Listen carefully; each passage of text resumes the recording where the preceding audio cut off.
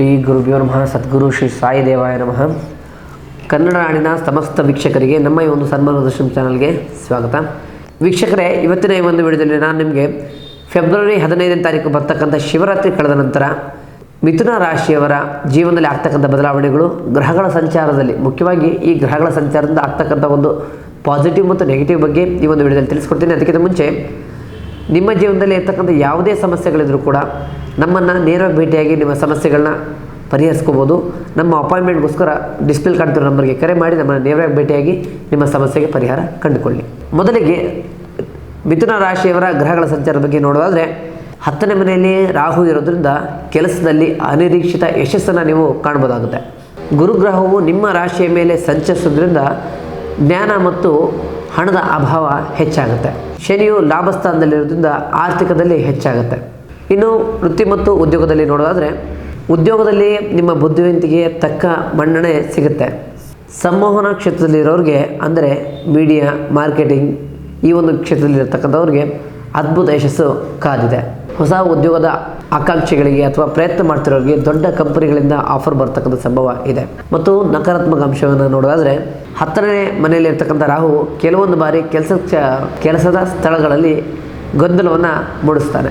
ಸಹೋದ್ಯೋಗಿಗಳ ಸಂಚಿಗೆ ಕೆಲವೊಂದು ಬಾರಿ ಒಳಗಾಗೋದನ್ನು ಎಚ್ಚರಿಸ್ಕೋಬೇಕಾಗುತ್ತೆ.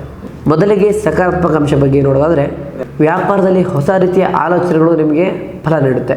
ಬರಬೇಕಾದಂಥ ಹಳೆಯ ಸಾಲಗಳಾಗ್ಬೋದು, ಹಳೆಯ ಬಾಕಿಗಳಾಗ್ಬೋದು, ನೀವು ಯಾರಿಗಾದ್ರೂ ಸಾಲ ಕೊಟ್ಟಿರೋದು ಈ ಒಂದು ತಿಂಗಳ ನಂತರ ಬರ್ತಕ್ಕಂಥ ಸಂಭವ ಇದೆ.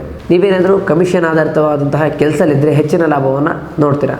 ಇನ್ನು ನಕಾರಾತ್ಮಕ ಅಂಶ ಬಗ್ಗೆ ನೋಡೋದಾದರೆ, 8ನೇ ಮನೆಯಲ್ಲಿ ಕೇತುವಿನ ಪ್ರಭಾವ ಹೆಚ್ಚಾಗಿರೋದ್ರಿಂದ ಹಣಕಾಸಿನ ಹೂಡಿಕೆಯಲ್ಲಿ ಬಹಳಷ್ಟು ಎಚ್ಚರಿಕೆಯಿಂದಿರೋದು ತುಂಬ ಒಳ್ಳೆಯದಾಗುತ್ತೆ. ಅಪರಿಚಿತರ ಮಾತನ್ನು ಅಥವಾ ಮೂರನೇ ವ್ಯಕ್ತಿಗಳ ಮಾತಿನ ಮೇಲೆ ಭರವಸೆ ಇಟ್ಟು ಎಲ್ಲೂ ಕೂಡ ಹಣವನ್ನು ಇನ್ವೆಸ್ಟ್ ಮಾಡಲಿಕ್ಕೆ ಹೋಗಬೇಡಿ.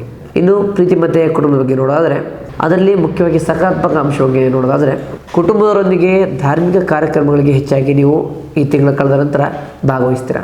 ಪ್ರೇಮಿಗಳ ನಡುವೆ ಇರ್ತಕ್ಕಂಥ ಸಂವಹನ ಸುಧಾರಿಸುತ್ತೆ. ಒಡ ಹುಟ್ಟಿದವರಿಂದ ನಿಮಗೆ ಆರ್ಥಿಕ ಸಹಾಯ, ಆರ್ಥಿಕ ನೆರವು ಸಿಗುತ್ತೆ. ಇನ್ನು ನಕಾರಾತ್ಮಕ ಅಂಶದ ಬಗ್ಗೆ ನೋಡೋದಾದರೆ, ನಿಮ್ಮ ಮಾತಿನ ಚಾತುರ್ಯವು ಕೆಲವೊಂದು ಬಾರಿ ವಾಗ್ವಾದಕ್ಕೆ ಕಾರಣವಾಗ್ಬೋದು. ನೀವು ಕಟುವಾದ ಮಾತನ್ನು ಆಡದಂತೆ ಎಚ್ಚರಿಸಬೇಕು. ಇಲ್ಲಿದ್ದರೆ ಸಂಬಂಧದಲ್ಲಿ ಬಿರುಕು ಅಂತಕ್ಕಂಥದ್ದನ್ನು ಗಮನಿಸ್ಬೋದಾಗುತ್ತೆ. ಇನ್ನು ಆರೋಗ್ಯದ ವಿಚಾರದಲ್ಲಿ ನೋಡೋದಾದರೆ, ಮೊದಲಿಗೆ ಸಕಾರಾತ್ಮಕ ಅಂಶದ ಬಗ್ಗೆ ನೋಡೋದಾದರೆ, ಮಾನಸಿಕ ಚೈತನ್ಯ ಹೆಚ್ಚಾಗುತ್ತೆ. ಶಿವನ ಧ್ಯಾನ ಮಾಡೋದ್ರಿಂದ ಮನಸ್ಸಿನ ಚಂಚಲತೆ ಹೋಗಿ ಏಕಾಗ್ರತೆಯ ಕಡೆ ಹೆಚ್ಚಾಗಿ ಒಲವನ್ನು ಕಾಣ್ಬೋದಾಗುತ್ತೆ. ಇನ್ನು ನಕಾರಾತ್ಮಕ ಅಂಶದ ಬಗ್ಗೆ ನೋಡೋದಾದರೆ, ಭುಜದ ನೋವು ಅಥವಾ ನರಗಳ ಸಂಬಂಧಿತ ಸಮಸ್ಯೆಗಳನ್ನ ನೋಡ್ಬೋದಾಗುತ್ತೆ. ಅತಿಯಾದ ಆಲೋಚನೆಗಳಿಂದ ಮಾನಸಿಕ ಒತ್ತಡ ಆಗದಂತೆ ಎಚ್ಚರ ವಹಿಸಿ.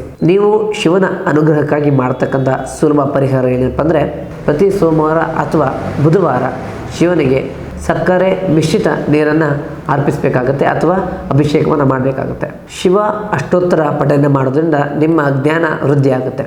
ಶಿವನ ಅನುಗ್ರಹದ ಜೊತೆಗೆ ಓಂ ನಮಃ ಶಿವಾಯ ಮಂತ್ರದ ಜೊತೆಗೆ ಬುಧನ ಅನುಗ್ರಹಕ್ಕಾಗಿ ಓಂ ಬುಂ ಬುಧಾಯ ನಮಃ ಈ ಒಂದು ಬೀಜಾಕ್ಷರ ಮಂತ್ರವನ್ನು ಪಠನೆ ಮಾಡಬೇಕಾಗುತ್ತೆ. ಒಟ್ಟಾರೆಯಾಗಿ ಇದಾಗಿತ್ತು ಮಿಥುನ ರಾಶಿಯವರ ಶಿವರಾತ್ರಿ ಕಳೆದ ನಂತರ ಇರ್ತಕ್ಕಂಥ ಸಂಪೂರ್ಣ ಭವಿಷ್ಯ. ಹೆಚ್ಚಿನ ಮಾಹಿತಿಗಾಗಿ ನಮ್ಮ ಒಂದು ಚಾನಲ್ ಲೈಕ್ ಮಾಡಿ ಮತ್ತು ಸಬ್ಸ್ಕ್ರೈಬ್ ಮಾಡ್ಕೊಳ್ಳಿ. ಮುಂದಿನ ವಿಡಿಯೋದಲ್ಲಿ ಸಿಗೋಣ. ಧನ್ಯವಾದ.